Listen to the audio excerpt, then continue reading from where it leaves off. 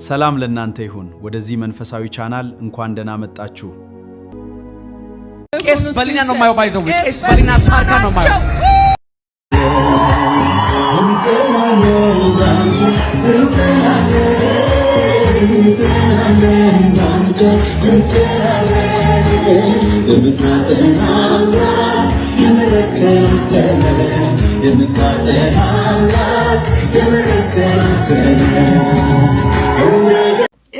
ታምር ስሙ ታምር ሲዳማ ክልል በሎካ አባያ ወረዳ የሐዋርያትን የስተት አስተምሮ በመቃወም አንድ አጥቢያ ቤተክርስቲያን ሙሉ በመውጣት በአብ በወልድ በመንፈስ ቅዱስ ስም በማመንና በመጠመቅ የሕይወት ብርሃን ቤተክርስቲያን አባል ሆነዋል። ሐምሌ 13 2018 ዓመተ ምህረት የራሳቸውን አጥቢያ ቤተክርስቲያን በመትከል ነፃነታቸውን አውጀዋል።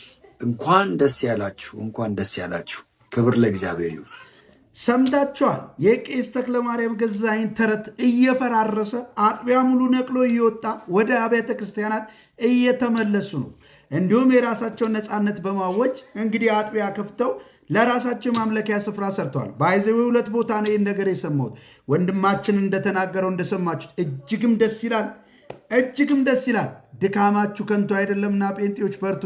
ከዚህ በኋላ ኦንሊ ጂሰስ ጨልሞበታለሁ ምልህ ተረቱ ፈራርሷለሁ ምላችሁ ፈራርሷለሁ ምላችሁ እና ገና ታያላችሁ። ከዚህ በኋላ ሌላ የምስራች ሰማላችሁ። እየነቀለ ወደ ጌታ ይመለሳል፣ እየነቀለ ይመጣል።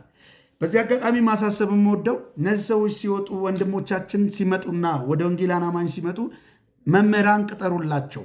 ትክክለኛ ታሪካዊን ክርስትና የሚያውቅ ቴዎሎጂካል ነገር የሚያውቅ ለምሳሌ ወንድማችንም በጣም ደስ ይላል። ቴዎሎጂካል እውቀቱ እና ዶግማቲክ የሆነውን ነገር የሚያውቁ አስተማሪዎችን መድቡላቸው። በጣም ክትትል አድርጉላቸው፣ ሶፖርት አድርጓቸው፣ አግዟቸው። አብያተ ክርስቲያናት ይህም ማሳሰብ ወዳለው የወንጌል አማኞች አብያተ ክርስቲያናት ህብረትም እንዲሁም ነቃሌዎት ሌሎችም አግዟቸው በደንብ። በጣም ብዙ ናቸው የወጡት፣ በጣም ብዙ ታውቃላችሁ። በጣም ነው እግዚአብሔር የረዳቸው። ስለዚህ እገዛ ያስፈልጋቸዋል በትክክል። ቄስ ተክለማርያም ተረቱ ፈራረሰ።